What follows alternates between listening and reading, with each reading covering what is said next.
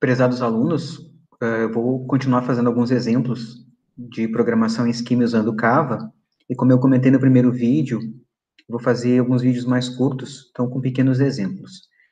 Eu vou fazer alguns exemplos que a gente costuma estudar quando está fazendo disciplina de introdução à programação. Então eu peguei aqui 3 algoritmos simples para a gente fazer junto no Cava, escrevendo em Scheme. Primeiro, escrever uma função em Scheme para verificar se um número é divisível por outro. Para verificar se o número é divisível por outro, a gente tem que verificar se o resto da divisão deu zero. E para isso a gente vai usar uma função em Scheme chamada de reminder. Então eu vou usar o Cava, que eu já tenho aqui aberto. Lembrem que quando a gente vai digitar uma função no Cava, não tem como salvar o código-fonte que a gente está fazendo, então se vocês quiserem salvar, tem que copiar. E se vocês digitarem alguma coisa errada e aparecer erro de sintaxe, pode voltar nas linhas anteriores, corrigir e dar Enter no final de cada linha, ou redigitar toda a função de novo. Então, eu vou fazer uma função para saber se o número é divisível por outro ou não. Vou abrir os parênteses, define, para definir uma função, espaço, abre parênteses, vou botar um nome para a função, por exemplo, chamar de divisível, espaço. A função vai verificar se o número é divisível pelo outro. Então, eu vou ter 2 argumentos de entrada, 2 números. Eu vou dar um nome para eles, tudo em letra minúscula, tá? Então, eu vou chamar de num1, espaço num2. Fecha parênteses, fizemos o cabeçalho da função. A gente pode continuar na mesma linha, ou dar Enter e continuar na linha seguinte, porque o Cava só vai entender que terminou quando eu fechar todos os parênteses corretamente. Então, eu vou dar Enter, ele abriu uma segunda linha e eu vou continuar. Como é que eu sei que um número é divisível pelo outro? Eu vou dividir um pelo outro e vou verificar se o resto é zero. Para isso, então, eu vou usar uma função chamada de reminder. Em outras linguagens tem outros nomes, né? Eu quero dividir 2 números e testar o resto, que significa achar o resto da divisão. Se der zero, eu sei que é divisível. Aqui, então, o nome da função que traz o resto é reminder.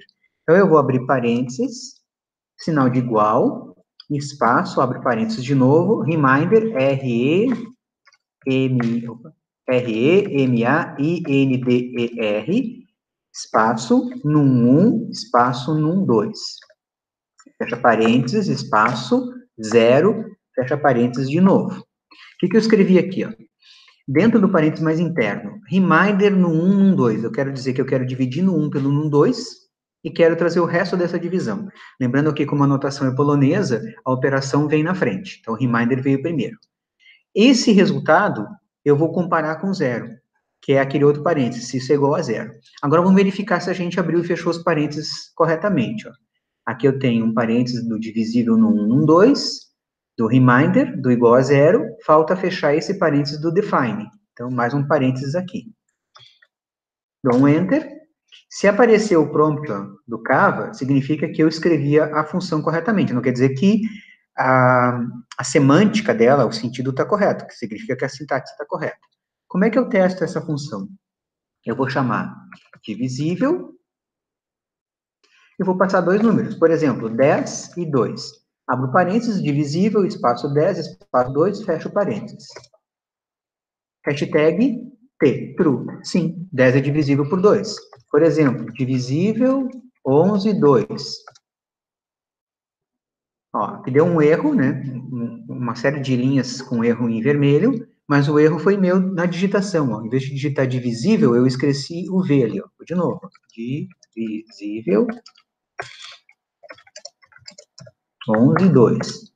Hashtag F, de falso, porque 11 por 2 não dá resto zero. Um outro exemplo que envolve reminder, porque nos exercícios vocês vão precisar do reminder também. Testar se o número é par ou ímpar, que é bem fácil também, que é um algoritmo que a gente já fez em disciplinas de programação. Então, eu coloquei aqui né, o segundo exemplo. Escrever uma função scheme para verificar se o número é par ou é ímpar. Se vocês quiserem a parte inteira da divisão, a gente usa um outro comando do scheme que é chamado de quotiente. Quotient. Aqui a gente está usando o resto que é o reminder. Então, eu vou fazer uma outra função. Define, abre parênteses, define, espaço. Vou chamar a função de par. Então, Abro parênteses, define, espaço, abro parênteses de novo, par. Para saber se o número é par ou não, eu tenho um único argumento, que é um número. Então, eu vou chamar de número, fecho parênteses. Como é que eu testo se o número é par ou não? Vou dar um enter para continuar na próxima linha. Eu vou usar o if, que aqui no Scheme tem if, né? Na primeira parte lá naquele vídeo mais conceitual, eu falei de alguns comandos que existem no Scheme, que o Scheme não chama isso de comando, né? Mas isso, na verdade, são funções da linguagem. Eles chamam de primitivas. Mas a gente pode chamar de comando, não tem problema. Existe o comando if que nós não tínhamos lá no Prolog. Para fazer um if no Prolog, eu tinha que criar uma regra. Aqui eu tenho o comando if. Então, eu vou abrir parênteses, if, espaço. Abro parênteses de novo, sinal de igual, espaço, abro parênteses de novo, reminder, espaço, número, que é o nosso argumento, espaço 2, fecho parênteses, 0, fecho parênteses. O que eu escrevi aqui, ó? Reminder número 2. Eu quero dividir o número por 2 e quero trazer o resto. Se isso for igual a zero, esse igual a zero fora do parênteses. Se o resto do número dividido por 2 é igual a zero, então eu vou escrever que esse número é par. Daí eu vou usar um comando para escrever na tela, que é o display. Display, abro aspas, duplas, é par. Fecho aspas dupla, fecho parênteses. Posso ir para a próxima linha, dar um enter ou continuar na mesma linha, tanto faz. Abro parênteses de novo, se não é par, é ímpar. Então, aqui eu não tenho o then e o else. Eu coloco o comando do then, entre parênteses, e depois o comando do else, entre parênteses também. Display é ímpar. Também, entre aspas, duplas. Fecho parênteses. Vamos ver se falta fechar algum parênteses ainda. Fechei o parênteses do display do ímpar, fechei o parênteses do display do par, fechei do reminder, fechei o do igual a zero, falta fechar o parênteses do if, e falta fechar o parênteses da função que eu define. Então, no final, tem 3 fechar parênteses. Essa é uma das dificuldades de programar no paradigma funcional. Tá? Controlar a abertura e o fechamento dos parênteses. Dou um Enter, se aparecer o prompt, significa que a minha função está correta, então eu posso testar. Abro parênteses, par 2, fecho parênteses. É par. Par 5, é ímpar. Par 10, é par. Lembrem que a gente pode combinar as funções. Então, como eu já digitei nessa mesma tela, uma função chamada divisível e uma função chamada par, eu posso misturar as duas, se tiver algum sentido, né? Eu posso querer saber se é par, divisível, 10 por 3, tá? Eu vou verificar se 10 por 3 é divisível e vou pegar essa resposta e passar para a função par. Por que isso não vai funcionar? Porque a nossa função divisível retorna true ou false. E a função par precisa de um número para poder retornar se o número é par ou ímpar. Então, aqui não faz sentido fazer uma combinação. Mas, se os argumentos fossem do mesmo tipo, não haveria problema. Terceiro exemplo aqui para a gente fazer nessa aula. Escrever uma função scheme, isso aqui também é um exercício que vocês devem ter feito em Algoritmos e Programação 1, lá no início do curso. Escrever uma função scheme que, a partir do sexo e da altura de uma pessoa, então esses são os nossos argumentos, ó, sexo e altura, calcule o seu peso ideal, de acordo com as seguintes fórmulas. Se for do sexo masculino, 72,7 multiplicado por altura menos 58, e se for do sexo feminino, 62,1 vezes altura menos 44,7. Então, vou criar aqui uma nova função, abro parênteses, define, abro parênteses, vou dar um nome para ela, por exemplo, peso ideal, vou colocar tudo junto. E eu tenho 2 argumentos, sexo, espaço e altura.